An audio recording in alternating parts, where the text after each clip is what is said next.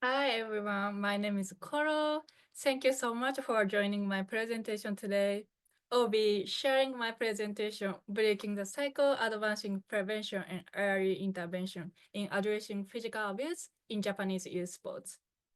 This is not just a research topic for me, it's something I've lived and it shaped the work I do today.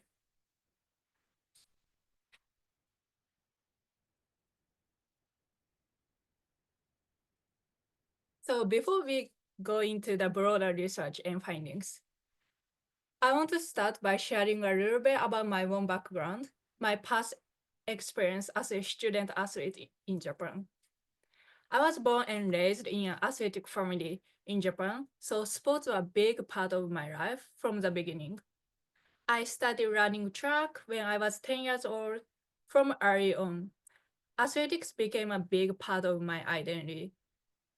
I trained almost every single day and took track meets very seriously. But practice wasn't just physically demanding, it was emotionally intense too. Coaches often got angry when we didn't meet expectations, whether it was during practice, at, at a track meet, or honestly, wherever we were. Sometimes they yelled, and other times it escalated to physical punishment. Over time, I stopped questioning it. This kind of treatment felt like just part of being an athlete in Japan. There was one moment I will never forget. During track practice, I had failed to complete my 100 meters race within the coach's set time. In race, he threw a baseball at my face. When I raised my hand to protect myself, the impact resulted in a serious community fracture. It was painful, but at the time, I wasn't shocked at all. It was the kind of thing I had learned to accept as part of training. So the night I went to the emergency room by myself because both of my parents were still at work. My hand was visibly swollen, purple, and clearly broken. I stood, I stood there with a painfully obvious injury, and I hoped someone would notice or at least ask what had happened to me. But the ER nurse simply told me, I'm sorry, but I can't provide you with any medical care right now. Please come back with your parent. They turned me away without asking a single question. I left the hospital and walked home alone for 2 hours, tearfully staring at my swollen, purplish black hand. What shocked me the most wasn't the pain, it was realizing that even the healthcare system couldn't protect me.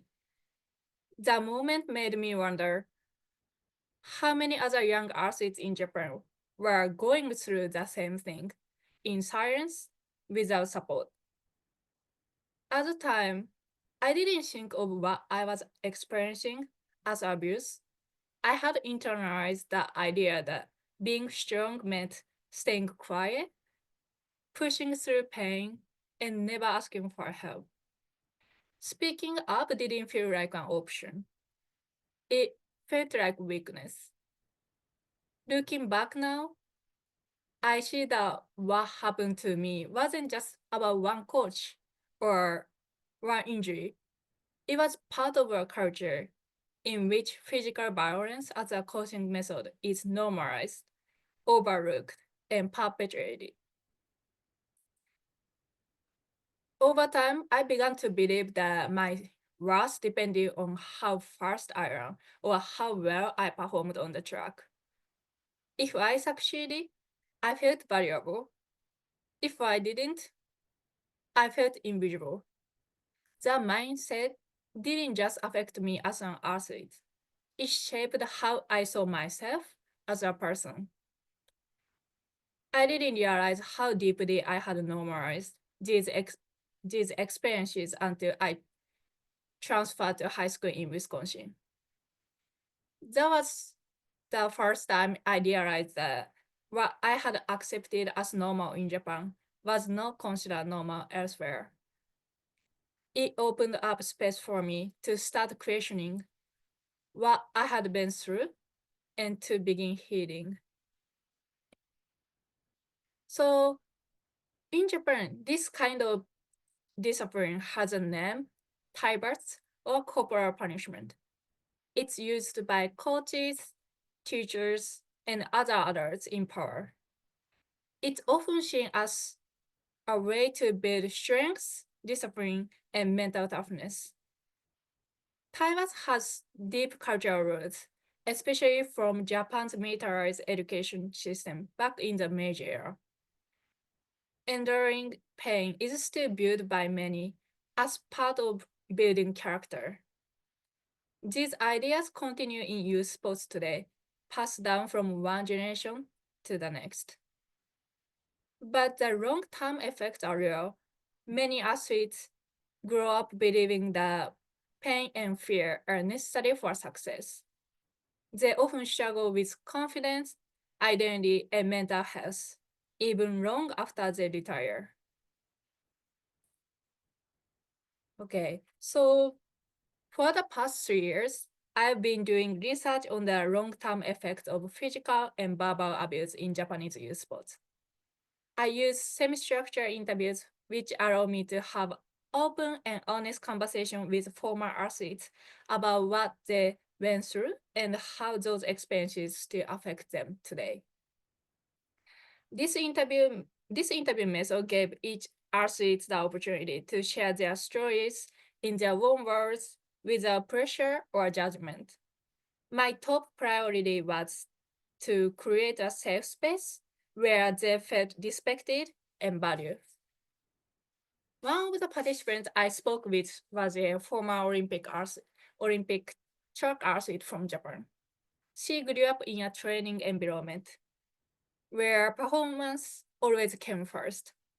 After she didn't win at the high school track national championships,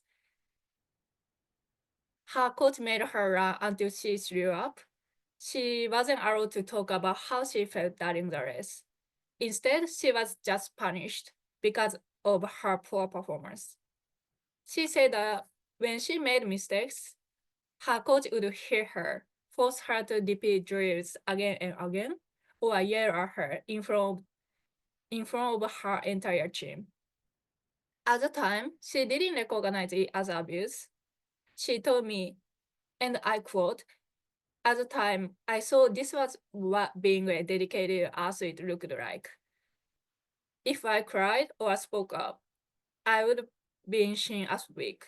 So I stayed quiet, and even when it broke me." She was not the only one who shared this kind of experience. Other former athletes I interviewed shared similar experiences.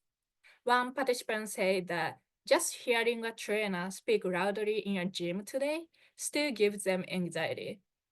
Another told me that after years of tying their self-worth to their athletic performance, now they do the same thing with their job, feeling like they are only valuable when they succeed at the workplace.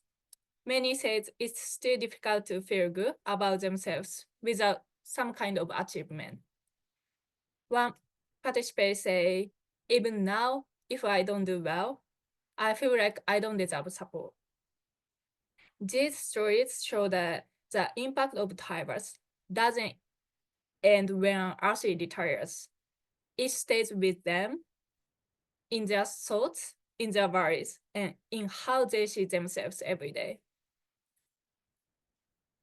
One of the most important things I found from my interviews was that there is a clear lack of support systems for student athletes in Japan, both during their athletic careers and after they retire from their sports. Many of them say they had no one to talk to when they were having a hard time. Coaches only cared about performance. Teachers didn't step in, and mental health was something people avoided talking about or didn't take seriously. Even when something serious happened, like getting hurt, being yelled at, or feeling burned out, they stayed silent. Because many accepted this situation as just part of being an athlete. This problem also shows a lack of education and stigma around mental health in Japan. After retiring from sport, they still didn't know where to go for help. Some told me they had trouble adjusting to life outside of athletics. They were not just losing a routine, they were losing their identity without any support to understand who they were beyond sport. What I found through this research is that prevention alone is not enough. We must also build systems that actively support the physical and mental health of student athletes, both during their athletic journey and after they retire. So in 2022, I launched the Koto program in response to what I had experienced and witnessed in Japanese youth sports. This program grew directly out of my lived experience and my research. Both show me how deeply athletes need spaces where they feel safe, supported, and valued. My program was created to support young athletes in Japan who are struggling with their mental health and to promote safer, more compassionate coaching environments in Japan. The program brings together three key areas: education, peer connection, and mental health awareness. One of our core initiatives is peer support groups, free and confidential spaces where student athletes can talk openly, whether they are dealing with anxiety, disorder eating, or just need someone to listen. We also run educational workshops, both in person and online, for athletes, parents, and coaches. These focus on emotional well-being, mental health literacy, and trauma-informed coaching practices.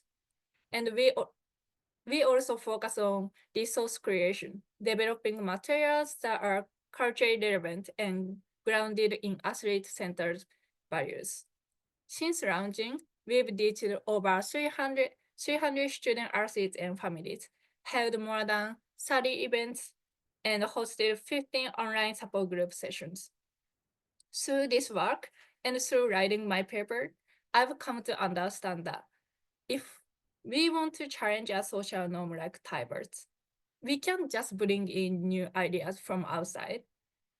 We have to understand the culture that allow it to exist in the first place.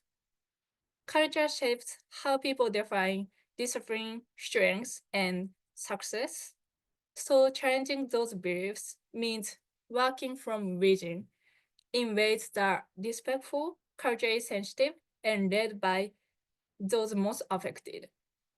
That's what my program is trying to do, not just offer support, but help shift the deeper values that shape Japanese youth sports. So as I move forward, I plan to continue researching athlete mental health, early intervention, and abuse prevention in youth sports, especially in Japanese as context. My goal is to develop strategies that are not only evidence-based, but also grounded in culture. That means creating tools and approaches that reflect the lived experiences of athletes in Japan, not just models imported from outside. I also want to do research with communities, not just about them. That means listening to communities I work with, learning from their experiences, and building trust through shared goals. I hope to grow my program by working together with coaches, schools, and mental health professionals. Together, we can create safer and more supportive environments where athletes feel seen, respected, and supported, not just as athletes, but as people. This work is ongoing and it's something I'm committed to continuing, not only as a researcher, but as someone who experiences this firsthand.